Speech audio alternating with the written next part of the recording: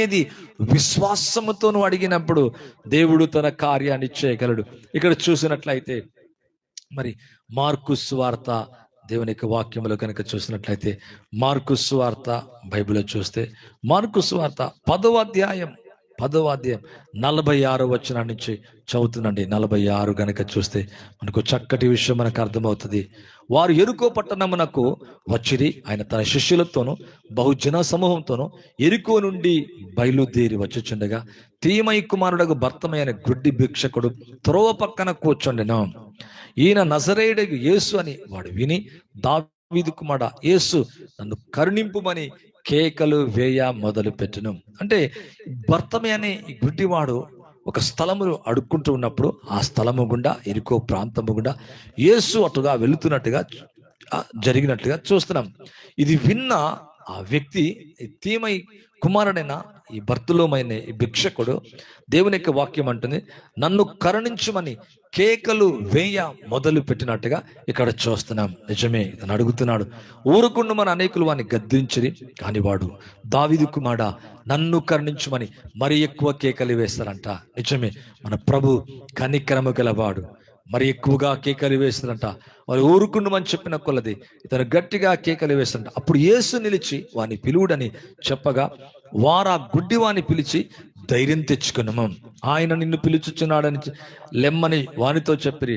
అంతటా వాడు బట్టను పారవేసి దిగ్గున లేచి యేసు వద్దకు వచ్చెను. యేసు నేను నీకేమి చెయ్య గోరుచున్నానని వానిని అడగగా, ఎంత ప్రేమ, ఎంత అద్భుతం అండి. నీకేం కావాలా ఇక్కడ అడుగుతున్నట్టుగా చూస్తున్నాం. యేసు నేను నీకేమి చేయగోరుచున్నాను. వాడు కేకలు వేశాడు, వాడు పిలిచాడు.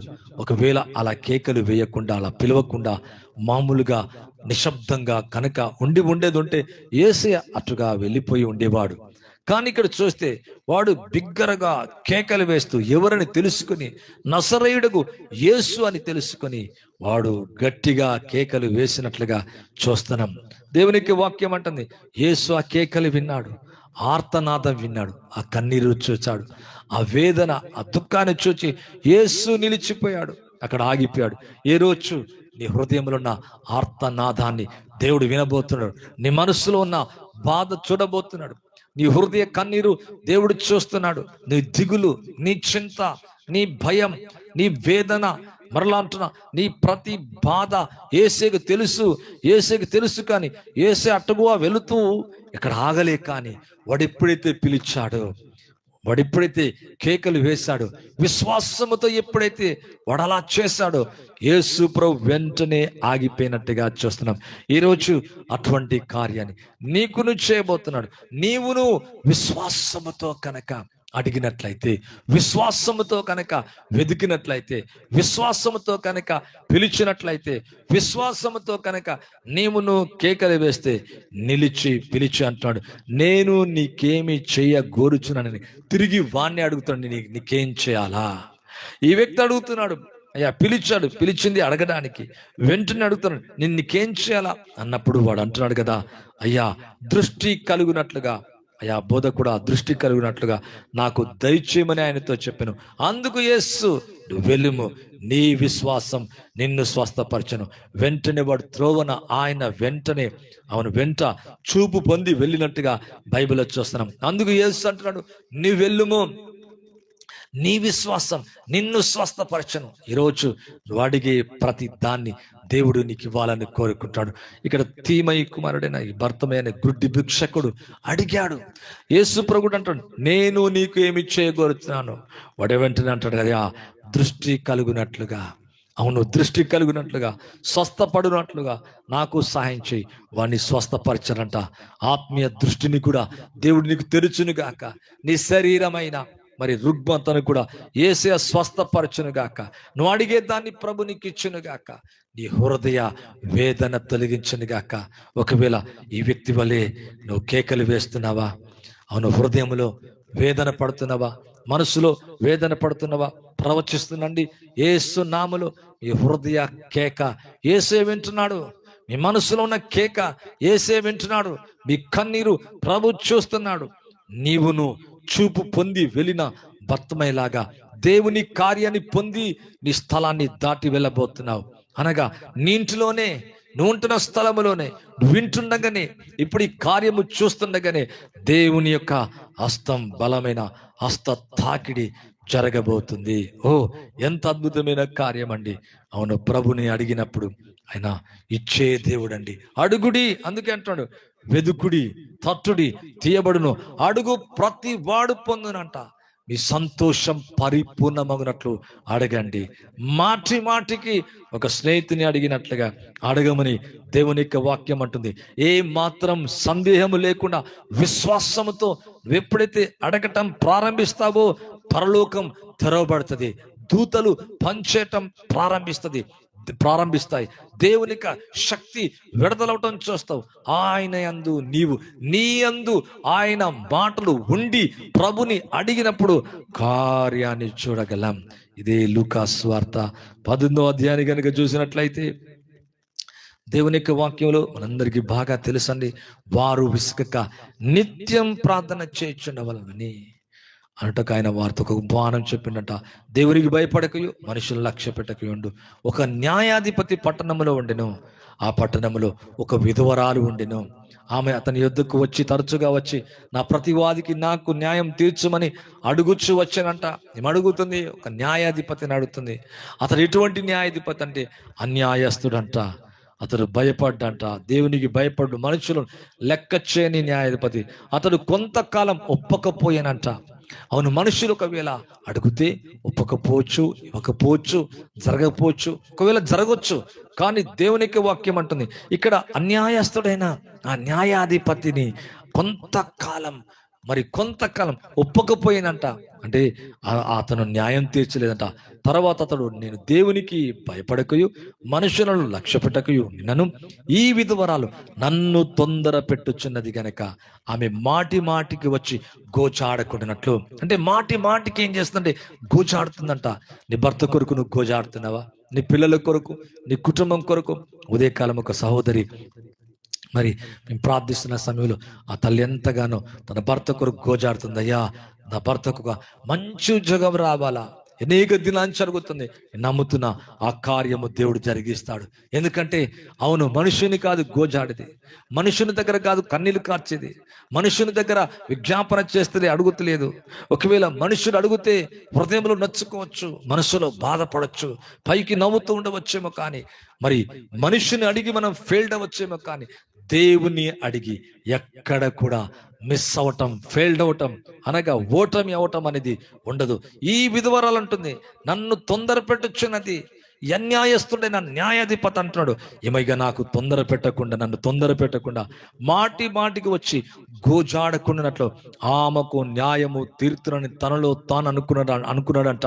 ఈరోజు ప్రభు అదే అనుకుంటున్నాడు, నా కుమార్తెకి కార్యం చేయాలా, నా కుమారుడికి కార్యం చేయాలా, వారి అప్పులను తొలగించాలా, వారి కుటుంబంలో నెమ్మది కలగచ్చాలా. తనలో తానే అనుకున్నంట మాటి మాటికి వచ్చి గోజాడకుండునట్లు ఆయన ఏమనుకున్నాడంటే న్యాయము తీరుతానని అనుకున్నాడు. అన్యాయస్తుడైన ఆయనే న్యాయము తీరుస్తా అని అనుకుంటే సర్వోన్నతుడైన దేవుడు, సర్వశక్తి గల దేవుడు, మాట ఇచ్చిన దేవుడు, నమ్మదగిన దేవుడు, ప్రేమ స్వరూపి అయిన దేవుడు, అవును శక్తిమంతుడు. దేవునికి వాక్యం అంటుంది ఆ మంచి దేవుడు అడగమని చెప్పి అడిగితే ఇవ్వడా? మరియు ప్రభుత్వను అన్యాయస్తుడైన న్యాయాధిపతి చెప్పిన మాట వినుడి. అవును, దేవుడు తాను ఏర్పరచుకున్న వారు దీవారాత్రులు తన్ను గురించి మొరపెడుచుండగా అనగా అడుగుచుండగా వారికి న్యాయం తీర్చడా. ఈ లైవ్ చూస్తున్న మీ జీవితంలో న్యాయం తీరుస్తాడు, నెమ్మదిస్తాడు, నీ శరీరంలో ఉన్న వ్యాధి తొలగిస్తాడు. అది క్యాన్సరా, అది కిడ్నీ ప్రాబ్లమా, హార్ట్ ప్రాబ్లమా, తలలో నొప్పి, మరి గొంతులో సమస్య, ఎనీ ప్రాబ్లం ఏదైనా కానీ, షుగరా, బీపీయా, థైరాయిడా, ఎటువంటి సమస్య అయినా కానీ దేవుడు నీ జీవితంలో అవును ఇక్కడ అంటున్నాడు తాను ఏర్పరచుకునేవారు అంటే దేవుడు మనల్ని ఏం చేస్తాడంటే ఏర్పరచుకున్నాడు, విలువ పెట్టి ఆయన రక్తములో కడిగాడు, కొన్నాడు. తన్ను గురించి మొర్ర పెట్టుచుండగా వారికి న్యాయము తీర్చడా. వారికి త్వరగా న్యాయము తీర్చును కదా. అవును, దేవునికి వాక్యం అంటుంది ఆయన అందుకే కదా, వారి విషయమే కదా ఆయన దీర్ఘ శాంతము చూపుచున్నాడు, ఆలస్యము చేయుచున్నాడు. మీతో చెప్పుచున్నాను, ఆయనను మనుష్య కుమారుడు వచ్చినప్పుడు ఆయన భూమి మీద విశ్వాసము కనుగొనునా. అంటే ఈ విధవరాలు అన్యాయస్తుడైన న్యాయాధిపతి దగ్గరికి వెళ్ళి తనకు తన ప్రతివాదికి న్యాయము తీర్చని చెప్పినప్పుడు ఒక దినాన తను తొందర పెట్టకుండా, మాటి మాటికి వచ్చి గోజాడకుండా, అన్యాయస్తుడే కనికరము పడితే, అన్యాయస్తుడే ఒక తీర్మానం చేసుకుంటే, ఆ అన్యాయస్తుడు ఒక తొందర పెట్టకుండా, గోజాడకుండా న్యాయము తీర్చునని తనలో తాను అనుకుంటే, మన ప్రభు రక్షకుడు నీ కొరకు ప్రాణం పెట్టి మరణించి చనిపోయి తిరిగి లేచిన ప్రభు నిశ్చయముగా న్యాయము తీరుస్తాడు. నిశ్చయముగా నువ్వు అడిగింది ఇస్తాడు.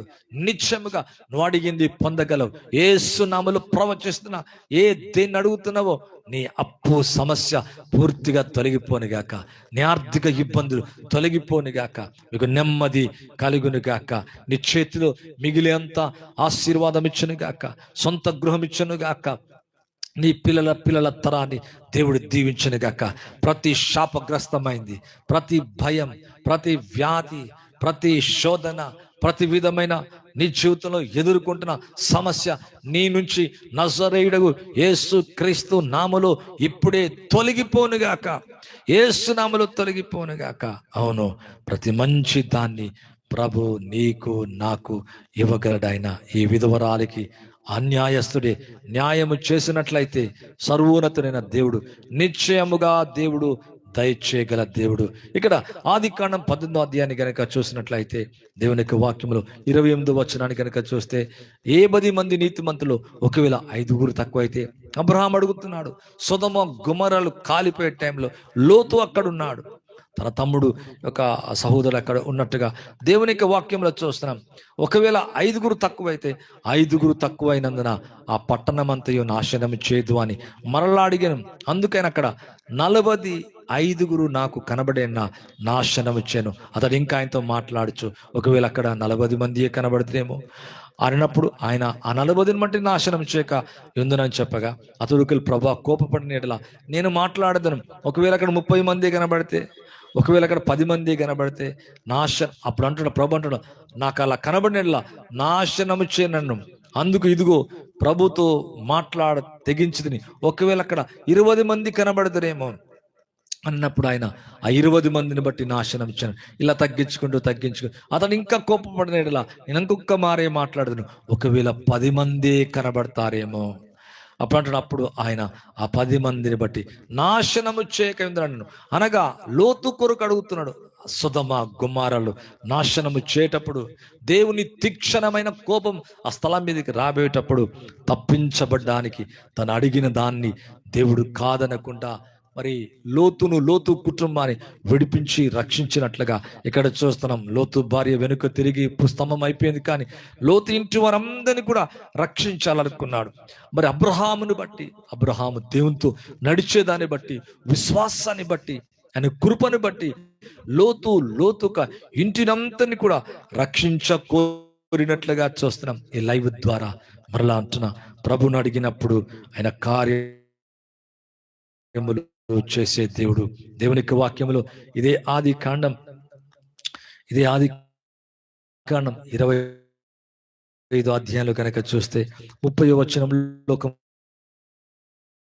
మాట ఉంది. పిల్లరా, దేవుని యొక్క వాక్యం కనుక చూస్తే, అయ్యా ఎర్రగా అన్న దానిలో కొంచెం నాకు దయచేసి పెట్టయ్యా. అందుక అతని పేరు ఏదోమనను, ఎందుకంటే ఇతను ఆకలితో వచ్చాడంట, అలసిపోయి వచ్చాడంట. ఇప్పుడు యాకోబు ఒక రోజు కలగూర వంటకం వండుకొని ఉండగా ఏసావు అలసిన వాడే పొలం నుండి వచ్చి, ఈ జ్యేష్ఠత్వం నాకెందుకు, ఈ జ్యేష్ఠత్వం నేడు నాకిమ్మని యాకోబు అడగా, ఏసావు అంటూ నేను చావుపోతున్నాను కదా, ఈ జ్యేష్ఠత్వం నాకెందుకు అని చెప్పినట్లుగా చూస్తున్నాం. అవును, అతను ఇక్కడ యాకోబు నేడు నాతో ప్రమాణము చేయమనను. అతడు యాకోబుతో ప్రమాణం చేసి అతనికి జ్యేష్ఠత్వమును అమ్మివేసినట్లుగా చూస్తున్నాం. అవును, కొంతమందికి వారి యొక్క ఆ జ్యేష్ఠత్వం యొక్క విలువ యేషవుకు అర్థం కాలే. అలాగే ప్రభు యొక్క విలువ, ప్రభు యొక్క మాటలు అర్థము కాకుండా అనేకులు వాటిని త్రోసివేస్తున్నట్టుగా చూస్తున్నాం. నిజమే, మరి జ్యేష్ఠత్వాన్ని తొలగించుకున్న తర్వాత అయ్యా ఒక్క దీవెనైనా, ఒక్క ఆశీర్వాదమైన అయ్యా ఉందా మిగిల్చామని ఈ ఇస్సాకును అడిగినప్పుడు ఒక్కటైనా లేదని పశ్చాత్తాపడి ఏడ్చినా కూడా దొరకనట్టుగా చూస్తున్నాం. ఈరోజు మనం మన జీవితంలో దేన్ని త్రోసేసుకుంటున్నాం? ప్రభు యొక్క మాటల్ని. అస్సులో మీద కూడా ఒక దొంగ అలాగే రక్షకుని ఆయన మాటల్ని త్రోసివేసి, ఒక వ్యక్తి కుడివైపున ఒక దొంగ అంటున్నాడు, అయ్యా నేడు నీవు నన్ను జ్ఞాపకం చేసుకో, నీ యొక్క రాజ్యంలో నన్ను జ్ఞాపకం చేసుకొని పశ్చాత్తాపడి అడిగినప్పుడు, తన పాపక్షమాపణ అడిగినప్పుడు వెంటనే నేడు నాతో కూడా పరదేశులు ఉంది అని చెప్పినట్లుగా చూస్తున్నాం. నిజమే, మరి అడిగినప్పుడు మంచి వాటిని ఇచ్చే దేవుడు. అడుగు ప్రతివాడు పొందునంట, అడుగు ప్రతివానికి ఇవ్వబడినంట. మీ సంతోషం పరిపూర్ణమగినట్లు అడగమని దేవునికి వాక్యం అంటుంది. మాటికి అడిగినప్పుడు అవును దేన్నైతే అడుగుతున్నామో అది పొందుతామని దేవునికి వాక్యం అంటుంది. అవును, అన్యాయస్తుడైన ఆ న్యాయాధిపతి మాటికి గోచాడకున్నట్లు ఆ స్త్రీకి న్యాయము తీర్చినట్లుగా దేవుడు నువ్వు కార్యం చేయనుగాక. దేవుడు నీ జీవితంలో న్యాయం చేయనుగాక. నువ్వు ఏదైతే అడుగుతున్నావో నీ జీవితంలో సమాధానము కలగజేసి బలమైన కార్యము జరిగించునుగాక. యేసు నామములో ప్రవచిస్తున్నాం, మీ జీవితంలో గొప్ప కార్యములు మీ ఇంటిలో మీ జీవితంలో జరుగునుగాక. Ask you shall receive. అడగండి. పరిశుద్ధాత్మ దేవుని అడుగు, దేవుని ఆత్మతో నింపబడాలని అడుగు. నీ ఇంటి వారు రక్షణ పొందాలని, నీ కుటుంబం సమాధానము కలగాలని, నీ పిల్లలు మారాలని, నీ భర్త మారాలని దేన్ని అడుగుతున్నావు అది నిశ్చయముగా దేవుడు నీకు ఇచ్చే దేవుడు. అటువంటి కృప, అటువంటి ఆశీర్వాదం యేసయ్య మీకు ఇచ్చునుగాక. పరిశుద్ధుడైన తండ్రి మీకు వందనాలు ప్రభా. ఎవరైతే లైవ్ని వీక్షిస్తున్నారో నాయన, ఎవరైతే ఈ కార్యక్రమాన్ని చూస్తున్నారో ప్రభా, వారి జీవితంలో వారు అడిగింది, నేను అడిగింది, మేము అడిగింది నాయన నిశ్చయముగా మీరు ఇవ్వబోతున్నారయ్యా. ప్రతి అప్పు యేసు నామములో అయ్యా తీర్చబడునుగాక.